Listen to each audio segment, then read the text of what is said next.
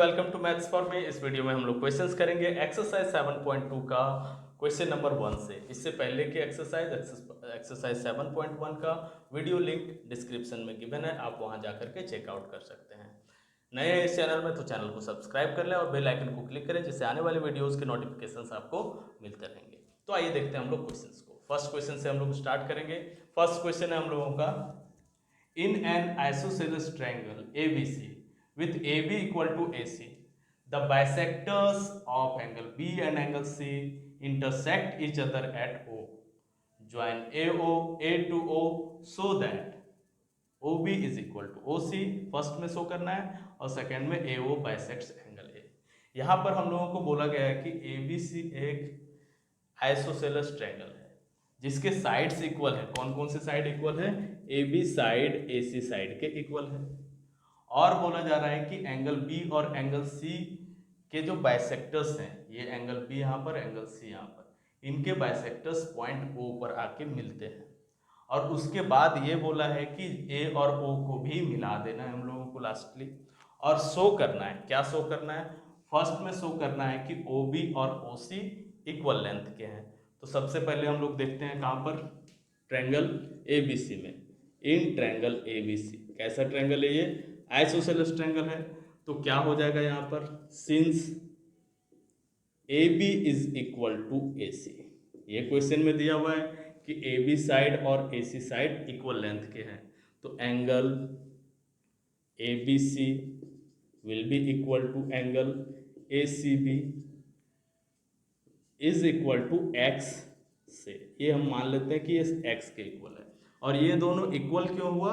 क्योंकि ये प्रॉपर्टी है आइसोसेलेस ट्रायंगल का, प्रॉपर्टी ऑफ आइसोसेलेस ट्रायंगल। क्या प्रॉपर्टी है कि angles equal to opposite sides are equal.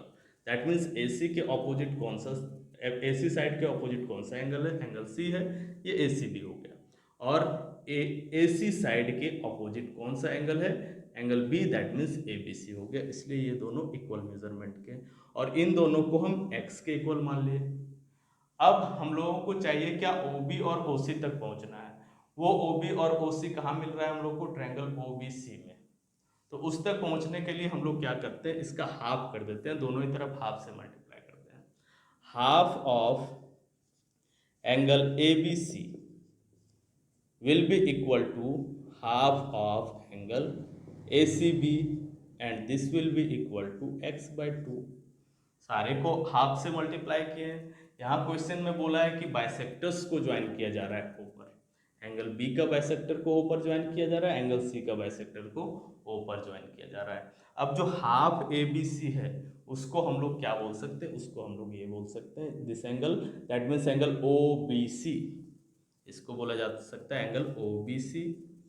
और half of A C B को क्या बोला जा सकता है? ए सी बी के हाफ को ओ सी बी बोला जा सकता है, angle O C B, that is equal to X by 2।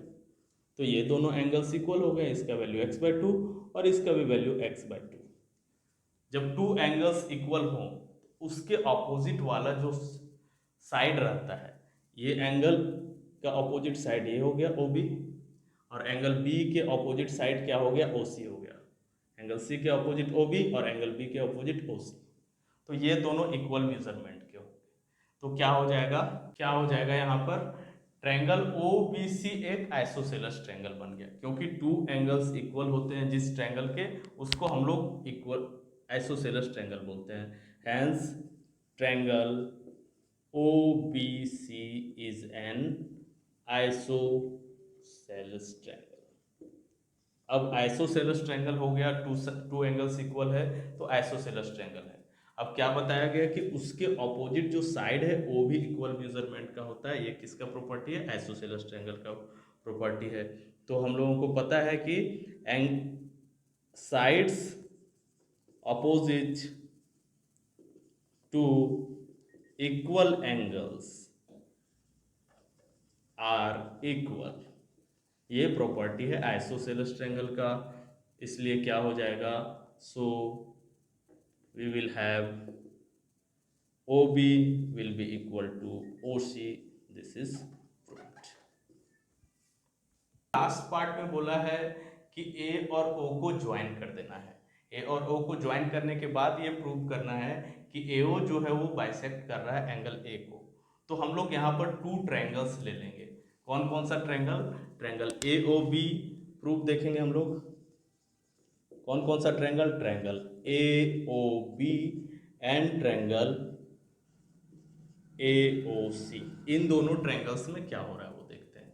सबसे पहले हम लोग इन दोनों को इक्वल गिवन है क्वेश्चन में, A B is equal to A C, ये हम लोगों का गिवन है, ठीक है।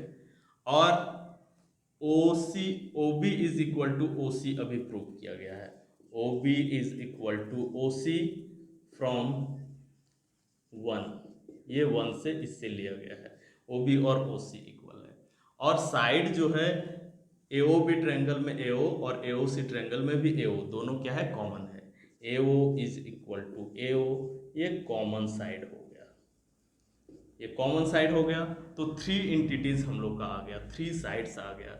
सो triangle A O B will be congruent to triangle A O C by S S S congruency condition. ये हम लोगों का कॉन्ग्रुएंट प्रूफ हो गया।